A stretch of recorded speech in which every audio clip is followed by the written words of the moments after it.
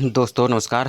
जागो India blog में आप सभी का स्वागत है। सबसे पहले तो सभी को गुड मॉर्निंग, सुप्रभात। सभी अच्छे होंगे, कुशल होंगे और अपने जीवन में, अपने कार्य में व्यस्त होंगे, क्योंकि रोज़ की तरह हम एक बार फिर आज जीवन की सच्चाई को समझने वाले हैं, जानने वाले हैं कुछ शब्दों के माध्यम से, और इन्हें अपने जीवन में हम जो है तो लागू करने का प्रयास करेंगे, इन मार्गों पर चलने का प्रयास करेंगे, ताकि कुछ हद तक हमारा जीवन सफल हो पाए। और जीवन को अपने सभी लोग सार्थक बनाने चाहते हैं, लेकिन हम जो है तो सांसारिक जीवन में भुला जाते हैं, उस मार्ग पर हम चल नहीं पाते हैं। उस जीवन की सच्चाई को हम जानते तो हैं, लेकिन उस चीज़ को अपने ऊपर हम लागू नहीं कर पाते हैं।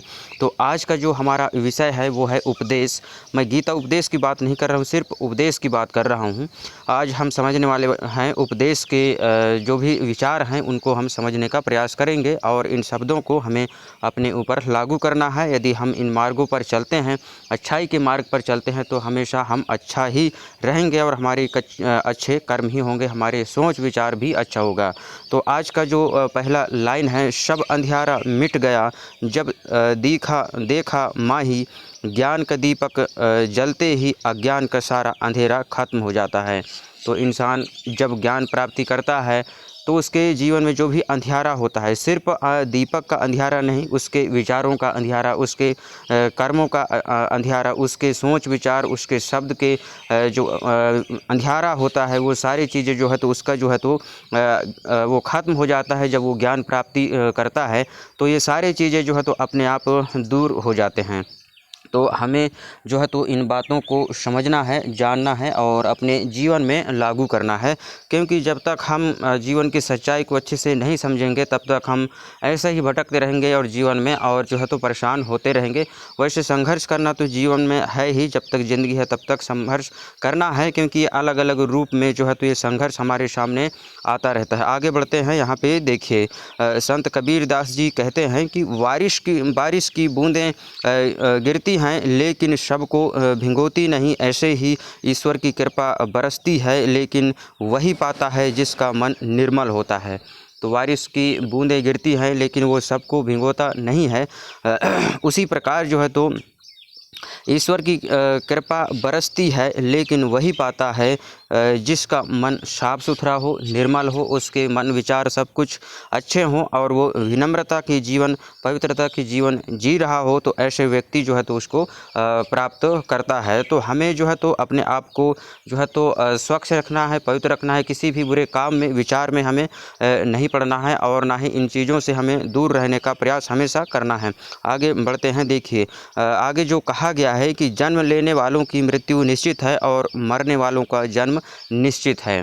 तो ये कुछ चीज़ें, ये दो चीज़ें हैं, जन्म और मृत्यु। ये जो है तो होना ही है किसी भी व्यक्ति को, किसी भी प्राणी के साथ। जो जन्म लिया है वो मरेगा, 100% मरेगा। चाहे वो कुछ भी आज के समय में कुछ भी पद पैसा धन दौलत कितना भी अर्जित कर ले, लेकिन जो प्राणी यहाँ पे जन्म लिया है इस कर्म भूमि में, पृथ्वी में, उसे मरना निश्चित है। और इस सत्य को हमें स्वीकार करना है, तब हम ज़्यादा जो है तो परेशान नहीं होंगे। और यदि हमको जीवन मिला है तो इस जीवन को हमें अकेले ही पार करना है। अपने जीवन के ये जो यात्रा है, इस सफ़र को हमें अकेले ही तय करना है। इस सच्चाई को हमें समझने का प्रयास करना है और जो है तो अपने विचारों के साथ, सच्चे और अच्छे विचारों के साथ हमें सही जीवन जीने का प्रयास करना है। इसलिए उसके विषय में तुम्हें शौक़ नहीं करनी चाहिए। इसलिए जो है तो हमें जीवन और मृत्यु के बारे में ज़्यादा शौक़ नहीं करना चाहिए। परमात्मा से यही कहना चाहे कि आपने ही दिया था, आपने ही छीन लिया है, इसमें कोई बुराई नहीं है। ये सब आपके कर्म हैं, आपके जो भी आप करते हैं सही करते हैं। जो जन्म लिया है, मरा है, और मरा है तो फिर वो दूसरे रूप में जन्म लेगा, और यही सच्चाई है जीवन की। आगे बढ़ते हैं। इसलिए हमें जो है तो किसी के लिए ज़्यादा शौक़ नहीं करना है, और ना ही शौक़ तो होता है, लेकिन हम उतने भी शौक़ ना करें, क्योंकि दूसरे रूप में जब वह जन्म लेता है, यदि अच्छा कर्म किया है तो व्यक्ति जल्द ही वो दूसरे प्राणी के रूप में जन्म कहीं ना कहीं लेता है। आगे बढ़ते हैं। देखिए, खुद को कमज़ोर समझना सबसे बड़ा पाप है। अपने आप को कमज़ोर समझना, मानसिक रूप से, शारीरिक रूप से कमज़ोर समझना, ये सबसे बड़ा पाप है। हमें इन चीज़ों से जो है तो अपने आप को कभी भी कमज़ोर नहीं समझना है और मेहनत करना है। अपने बल बुद्धि, आपके पास जो भी है एनर्जी है, आपके जो भी धन दौलत ताकत है, उसे अपने आप पर जो है तो आप हर किसी को लगाना चाहिए। आप अपने ऊपर जो है तो हर कुछ को लगाएं। जैसे आपकी धन दौलत जो भी है, आपकी एनर्जी है, आपका पैसा दाम जो भी है, उसे अपने आप पर खर्च करें, अपने परिवार के ऊपर जो है खर्च करें और जीवन में आगे बढ़ने के लिए हमें निरंतर प्रयास करना चाहिए। आगे बढ़ते हैं। देखिए, मन को शुद्ध रखो, वाणी को मधुर रखो और कर्म को श्रेष्ठ रखो। और संसार में वही व्यक्ति सफल है जो स्वयं पर विजय प्राप्त कर लेता है, क्योंकि जीत हमेशा भीतर से होती है। दूसरों की आलोचना करने से अच्छा है अपने दोषों को पहचान कर उन्हें सुधारने का प्रयास करना चाहिए। तो हमें दूसरे के ऊपर बुराई नहीं ढूंढना है, सबसे पहले तो खुद से शुरुआत करनी है कि हम क्या गलत कर रहे हैं और क्या अच्छा कर रहे हैं। ये सब सारी चीज़ें अपने से शुरुआत करना है, क्योंकि जब हम स्वयं सुधर जाएंगे तभी हम जो है तो लोगों को बता सकते हैं कि आप जो है तो गलत कर रहे हैं, इस चीज़ को आपको छोड़ना होगा। सबसे पहले तो खुद को सुधारना होगा, तभी हम अपने जीवन में जो है तो आगे बढ़ सकते हैं। आगे देखते हैं। हर पल प्रभु का स्मरण करते रहिए, क्योंकि जीवन का अंतिम क्षण कब आ जाए यह कोई नहीं जानता। तो हमेशा जो है तो हमें प्रभु का नाम कहीं कहीं लेते रहना। हम कोई भी काम करें, लेकिन जो भी काम करते हैं उसमें बीच बीच में हमें ईश्वर का धन्यवाद करना चाहिए कि उसने हमें अभी तक संभाला है और आगे भी संभाले। इस प्रकार से हमें जो है तो मन ही मन में प्रार्थना करना चाहिए, ताकि हमारा जीवन जो है तो सही रहे, सफल हो जाए और हम उस मार्ग पर चलने का प्रयास करें और सही राह पर चलकर अपने जीवन को सफल कर सकें। आगे बढ़ते हैं। देखिए, माता पिता की नसीहत सबको बुरी लगती है, पर माता पिता की वसीयत सबको अच्छी लगती है। तो माता पिता जो भी हमें बताते हैं उसे हम भले बुरा समझते हैं, लेकिन हमें उस चीज़ को जो है तो बुरा नहीं समझना चाहिए। लेकिन एक उम्र होता है जिसमें जो है तो माता पिता जो भी हमको समझाते हैं कि सही मार्ग पर चलो, अच्छा काम करो, तो उनकी बातें हमें समझ में नहीं आती हैं। लेकिन वही चीज़ देखिए, उनकी नसीहत तो है तो बुरी लगती है, और जब वो वसीयत छोड़ जाते हैं तो उसके लिए हम आपस में लड़ने झगड़ने लगते हैं। और वो जो नसीहत जो वसीयत छोड़ जाते हैं, जो धन दौलत छोड़ जाते हैं, वो सारी चीज़ें हमको अच्छे लगने लगते हैं। जब माता पिता संघर्ष करके इतने सब कुछ बनाते हैं, करते हैं, और उसके लिए जो है तो हम आपस में लड़ते हैं, तो ये ठीक बात नहीं। हमें जो है तो इन चीज़ों के लिए निरंतर जागरूक बनना है और अपने जीवन में इन चीज़ों को समझने का प्रयास करना है। आगे बढ़ते हैं। देखिए, जीवन में कितनी भी कठिनाई आ जाए, अपने आत्मसम्मान और धर्म का मार्ग कभी न छोड़ें। जीवन में कोई भी परेशानी, कोई भी दुख पीड़ा आ जाए, आप किसी भी परिस्थिति में चले जाएं, लेकिन जो है तो हमें धर्म का मार्ग कभी नहीं छोड़ना है और हमें उसे कर्म के रूप में चलने का प्रयास हमेशा हमें करते रहना है, ताकि जो है तो हम जब सही कर्म करेंगे तभी जो है तो हमारा जीवन सफल होगा, और हम धर्म के मार्ग पर चलेंगे तभी हम अपने जीवन को जो होता है सफल कर पाएंगे। आगे बढ़ते हैं। देखिए, बीते हुए कल से अनुभव लो, वर्तमान को सार्थक बनाओ। बीते हुए कल से जो है तो हमें अनुभव लेना है, वर्तमान को सार्थक बनाना है, वर्तमान को सार्थक बनाना है, और भविष्य स्वयं ही सुंदर बन जाएगा। यदि हम वर्तमान को सार्थक बनाते हैं, अभी वर्तमान में हम सही काम करते हैं, तो हमारा भविष्य अपने आप सुधर जाएगा। इसमें कोई भी दोहराई की बात नहीं है, 100% यह बात है, और इस चीज़ को हमें समझने का प्रयास किया है। हमने पिछले ज़िंदगी में क्या गलत काम किया है, उस चीज़ में हमें सुधार करना है। किस चीज़ से हमें कितना नुकसान हुआ है और कौन चीज़ हमको फ़ायदा करता है, कौन सी चीज़ हमें नुकसान करता है, इस चीज़ को हमें समझकर जो है तो वर्तमान समय में हमें सार्थक काम करना है, अच्छा काम करना है। तब हम अपने जीवन को जो है तो सफल कर पाएंगे और अपने भविष्य को हम सुधार पाएंगे। आगे बढ़ते हैं। देखिए, जिसकी जैसी दृष्टि होती है उसे संसार वैसा ही दिखाई देता है। तो बुरे व्यक्ति को संसार बुरा दिखता है, और अच्छे व्यक्ति को, जिसके विचार अच्छे हैं, कर्म अच्छे हैं, उनको यह संसार अच्छा दिखाई देता है और अच्छा है, और बहुत ही गजब का यह संसार है। और यह अपनी अपनी दृष्टि है, अपनी अपनी दृष्टिकोण है। जो हम सोचते हैं, करते हैं, उसके अनुसार ही यह संसार हमें दिखाई देता है। और ज़िंदगी बहुत ही सुंदर है, और इसे सही मार्ग पर हमें जो है तो चलने का प्रयास करना चाहिए। आगे बढ़ते हैं। देखिए, आगे जो कहा गया है कि मित्रता करना सहज है लेकिन उसको निभाना कठिन है। हम किसी से रिश्ता तो जोड़ लेते हैं, दोस्ती कर लेते हैं, मित्र बना लेते हैं, लेकिन हमें जो है तो उस चीज़ को निभा पाते हैं कि नहीं निभा पाते हैं, ये सबसे बड़ा महत्वपूर्ण चीज़ है। क्योंकि रिश्ता तो कोई भी अपना जोड़ लेता है कहीं भी कि आप मेरे हैं, मैं आपसे मिलूँगा, ये है, मैं आपके घर आऊँगा, ये वो कोई भी कह देता है, लेकिन हम उसके लायक हैं, हम उतना समय दे पाते हैं कि नहीं दे पाते हैं, ये सबसे बड़ी चीज़ होती है। क्योंकि शब्दों से रिश्ते नहीं निभाए जा सकते हैं, उसमें आपको शामिल भी होना पड़ेगा और समय भी उस व्यक्ति को देना पड़ेगा, तभी हम अपने मित्रता को, अपने दोस्ती को बचाए रख सकते हैं। आगे बढ़ते हैं। देखिए, दुख आपका सर्वश्रेष्ठ मित्र है क्योंकि वह आपसे ईश्वर की खोज करवाता है।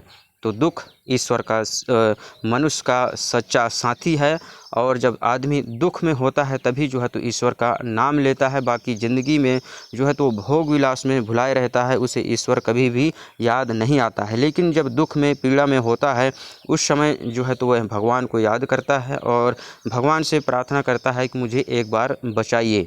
लेकिन हमें यह कर्म अच्छे समय में भी करने चाहिए और बुरे समय में भी हमें करना चाहिए, ताकि हमारा जीवन जो है तो सही रहे, अच्छा रहे और हम जो है तो अपने जीवन को सफल कर पाएँ।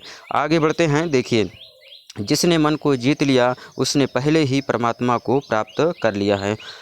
जिसने अपने मन को जीत लिया है उसने अपने परमात्मा को पहले ही प्राप्त कर लिया है। तो हमें इस चीज़ को समझना है और इन चीज़ों को समझकर अपने जीवन में हमें उस चीज़ को लागू करने का प्रयास करना है। अपने मन को जब हम काबू में रखेंगे तो हमारी जो इंद्रियां हैं वो अपने आप हमारे काबू में रहेंगे। तो सारा सोच जो है, सारा खेल जो है तो ये मन का होता है। मन से ही सारी चीज़ उत्पन्न होते हैं। हमारा मन जो चाहता है, जो खाना चाहता है हम खाते हैं, जो करना चाहता है वो हम करते हैं। तो सबसे पहली चीज़, जीवन की जो मूल स्रोत है वो है मन। सबसे पहली चीज़ हमें अपने मन को ठीक करना है, सुधारना है। जीवन की मूल स्रोत यही है, तो मन को अपने को काबू करना है। आगे बढ़ते हैं। देखिए, जो दान कर्तव्य समझकर बिना किसी संकोच के किसी ज़रूरतमंद व्यक्ति को दिया जाए वह सात्विक माना जाता है। तो जो दान हम करते हैं बिना किसी संकोच के, स्वार्थ के, तो वही दान जो है तो सात्विक माना जाता है और वही ईश्वर जो है तो स्वीकार करते हैं। कोई भी व्यक्ति को हम दान करके खुश होते हैं तो कहीं ना कहीं उसकी आत्मा भी खुश होती है, ऊपर परमात्मा भी, और हमें भी खुद अच्छा लगता है कि हमने किसी को दान किया है और किसी का हेल्प किया है। उस समय जो हमारे मन में जो खुशी होती है वो अलग ही रहता है। तो हमें बिना किसी स्वार्थ के जो है तो एक दूसरे का मदद करना चाहिए और प्रयास करना चाहिए कि हमें जो है तो एक दूसरे की मदद हमेशा करते रहें। यदि हम उस योग्य हैं तो ज़रूर हमें मदद करना चाहिए। आगे बढ़ते हैं। देखिए, जीवन न तो भविष्य में है ना अतीत में है, जीवन तो बस इस पल में है। तो ना जीवन भविष्य अतीत में है और ना ही भविष्य में है, और जीवन तो बस इस पल में है। जो वर्तमान में आप ज़िंदगी जी रहे हैं बस वही इस पल में है, और इसे अच्छा पल बनाकर जो है तो हमें जीने का प्रयास करना चाहिए। आगे बढ़ते हैं। देखिए, अपनी पीड़ा के लिए संसार को दोष मत दो, अपने मन को समझाओ, तुम्हारे मन का परिवर्तन ही तुम्हारे दुखों का अंत है। तो अपनी पीड़ा के लिए जो है तो हमें संसार को दोष नहीं देना है, अपने मन को समझाना है, और तुम्हारे मन का परिवर्तन ही, हमारे मन का परिवर्तन ही तुम्हारे दुखों का कारण है। तो हमारे जो मन का परिवर्तन है वही हमारे दुखों का कारण है। इस चीज़ को हमें समझना है और एक अच्छे मार्ग पर चलने का हमें प्रयास करना है। आगे बढ़ते हैं।